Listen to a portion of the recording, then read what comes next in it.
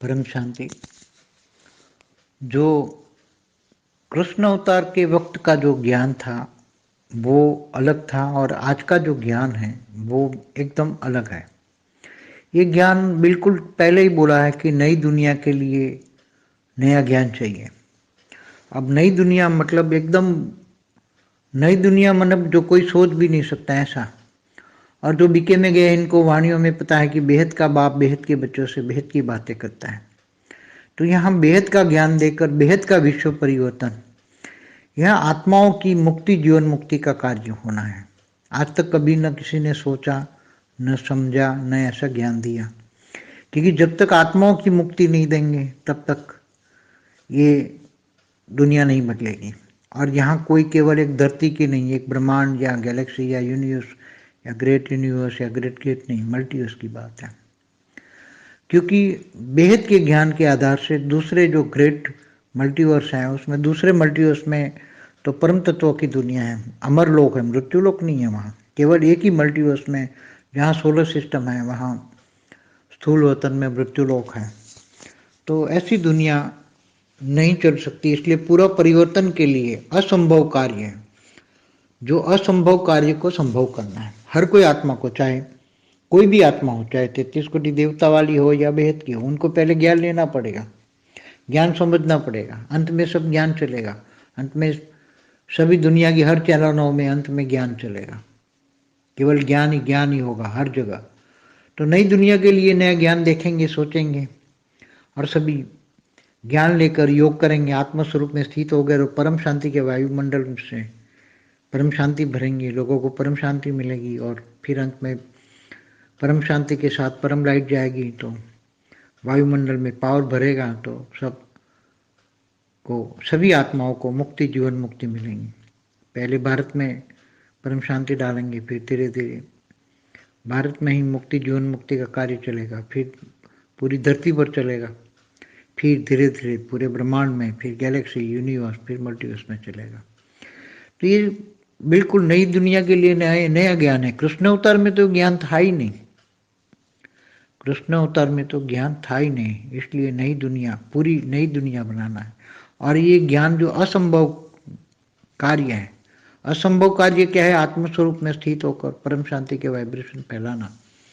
और ये भी गर्भ गृहस्थ में रहकर, यहाँ गृहस्थाश्रम हमेशा श्रेष्ठ बना है। गर्भ गृहस्थ वाली आत्मा ही गर्भ गृहस्थ में बैठकर कर्मयोगी बन के ये कार्य करेगी। तो बेहद की आत्मा हो चाहे 33 कोटि वाली हो, उनको ज्ञान तो पहले ही सब्जेक्ट है, ज्ञान पहले ज्ञान लेना पड़ेगा। बेहद का ज्ञान, बेहद के विश्व का ज्ञान पहला सब्जेक्ट है, ज्ञान बेहद का ज्ञान, बेहद का परम ज्ञान लेकर योग लगाएंगे और योग बल से परम शांति के वाइब्रेशन फैला के सभी आत्माओं को मुक्ति, जीवन मुक्ति देंगे। इसलिए ये ज्ञान मार्ग है। ये कृष्ण अवतार में ये ज्ञान नहीं था, इस बार नया ज्ञान है। नया ज्ञान सोचा, वो समझा, ये नया ज्ञान उतारने में बहुत मेहनत लगी। जो हमेशा जो अवतार होते हैं वो निराकारी, आकारी और साकारी तीनों होते हैं। तो साकार में जो आता है वो साकार, तो वो पूरा सृष्टि का ऑब्जर्वेशन, पहली बार ही तो ऑलमाइटी अथॉरिटी का साकारी रूप धरती पर आया हुआ है और खुद ऑब्जर्व करके ज्ञान को धरती पर उतार के विश्व परिवर्तन का कौन सा क्या कार्य करना चाहिए, तो विश्व परिवर्तन, समग्र मल्टीवर्स को बदलना है, मृत्युलोक नहीं बनाना है, मृत्युलोक को अमरलोक बनाना है, हमेशा परम लाइट की दुनिया बनानी है। कहीं भी कभी भी मृत्युलोक ना बने, अविनाशी अमरलोक बनाना है पूरे मल्टीवर्स को। तो सारा ज्ञान, बेहद का ज्ञान दिया, बेहद का ज्ञान, बेहद की परिवर्तन की प्रोसेस, बेहद का विश्व परिवर्तन, बेहद का महाविश्व परिवर्तन। इसलिए ये बिल्कुल नई बात है। नई बात समझ में आना सबकी धीरे धीरे समझ में आएगा, धीरे धीरे ज्ञान बढ़ेगा। अंतिम समय ऐसा आएगा लोग ज्ञान के पीछे भागेंगे। ज्ञान ही अल्टीमेट होगा, ज्ञान के बिना कुछ नहीं होगा, ज्ञान के बिना कोई आत्मा कुछ नहीं कर पाएगी। और कृष्ण अवतार में तो जो असुर थे, कृष्ण ने जो छल कपट किया, थोड़े ऐसे छलिए थोड़े थे, छल कपट तो कृष्ण ने किए, मगर ऐसी छल कपट वाले असुरों के साथ छल कपट करना ही पड़ता है। इसलिए कृष्ण ने कहा था कि जैसे के तात ऐसा करना ही पड़ता है। गीता ज्ञान भी दिया है कि जैसे के तात ऐसा करना ही पड़ता है।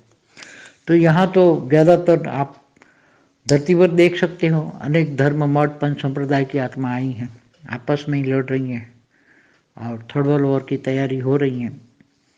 तो परम शांति के वाइब्रेशन धीरे धीरे नहीं फैलाएंगे तो थर्ड वर्ल्ड वॉर हुआ तो क्या हालत होगी, ये सोच सकते हैं। परमाणु बम फटेंगे तो क्या होगा, न्यूक्लियर बम, हाइड्रोजन बम फटेंगे तो क्या होगा।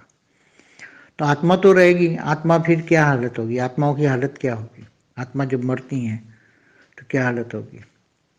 इसलिए इनसे पहले धीरे धीरे परिवर्तन की प्रोसेस पूरी कर देंगे, धीरे धीरे हो जाएगा सब। ये सब थर्ड वर्ल्ड वॉर की आहट देखेंगे, सब ज्ञान ढूंढेंगे बचने के लिए, सब परिवर्तन करेंगे, सब अच्छा होगा, बहुत बढ़िया होगा। हमारे लिए तो अकल्याण में भी कल्याण है, जो होता है अकल्याण, अकल्याण में भी कल्याण है। कोरोना सबको जगा के गया, चेतना थोड़ी सबकी जगाई। अब आगे चलकर जो परिस्थिति आने वाली है, सब परिस्थिति सबको जगाएगी। अब समय समय सबका टीचर बनेगा, समय सबको जगाएगा, समय सबका टीचर बनेगा और समय सबको ज्ञान की ओर लाएगा, खींच के लाएगा और सब ज्ञान की ओर भागेंगे, योग करेंगे और स्व परिवर्तन करेंगे। आज तक जो भी कभी भी कार्य नहीं हुआ, असंभव कार्य वो करना है। मतलब कि ब्रह्मांड तो चलते रहते थे हमेशा, ब्रह्मांडों में अर्ध प्रलय, प्रलय, कल्प प्रलय, महाकल्प प्रलय, महाकाल प्रलय, सब ब्रह्मांड महाब्रह्मांड सब होता रहता था। तो प्रतिपल अनंत आनंद ब्रह्मांड बनते थे, बिगड़ते थे। मगर अभी न ब्रह्मांड रहेगा, न महाब्रह्मांड रहेगा, न परम महाब्रह्मांड रहेगा। G7 तक तो सब मुक्त हो जाएंगे।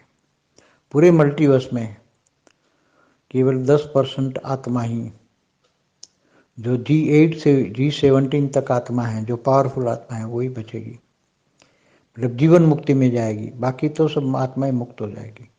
इसलिए पूरा मल्टीवर्स बदलने का प्लान है। इसलिए पूरा मल्टीवर्स आज तक न कभी किसी ने सोचा था, पूरा मल्टीवर्स कब से गिर गया है, तो अभी न कभी किसी ने सोचा, न ऐसा कोई प्लान बनाया, कोई सोच भी नहीं सकता।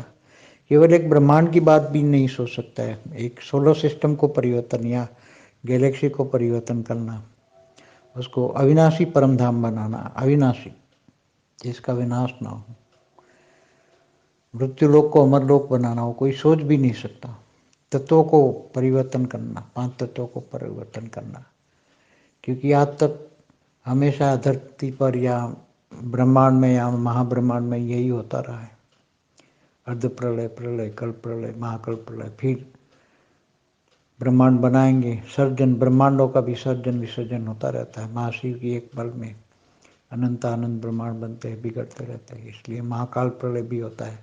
महाशिव महाकाल बन के अनंत कोटि ब्रह्मांडों को अपने रोम रोम में समा लेता है। तो ये महाकाल प्रलय होते रहते हैं। फिर यूनिवर्स का भी प्रलय होता है, ग्रेट यूनिवर्स का भी प्रलय होता है, पूरे मल्टीवर्स का भी प्रलय होता है।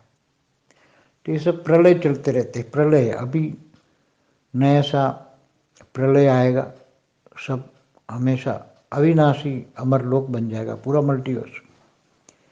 इसलिए ये ऐसा कभी न किसी ने ज्ञान दिया, न सोचा, न समझा, न कभी हुआ, किसी ने किया। इसलिए ये नई दुनिया है के लिए नया ज्ञान है, बिल्कुल नया ज्ञान है। और असंभव कार्य दुनिया को समझ में नहीं आएगा, उनको असंभव कार्य लगेगा। मगर बाद में धीरे धीरे लोग ज्ञान में उठते जाएंगे, जागते जाएंगे, आत्मस्वरूप बनेंगे, आत्मस्वरूप की अनुभूति करेंगे और परम शांति के वाइब्रेशन जाएंगे। तो परम शांति के वाइब्रेशन से पूरी दुनिया का वाइब्रेशन बदल जाएगा, सब बदल जाएगा।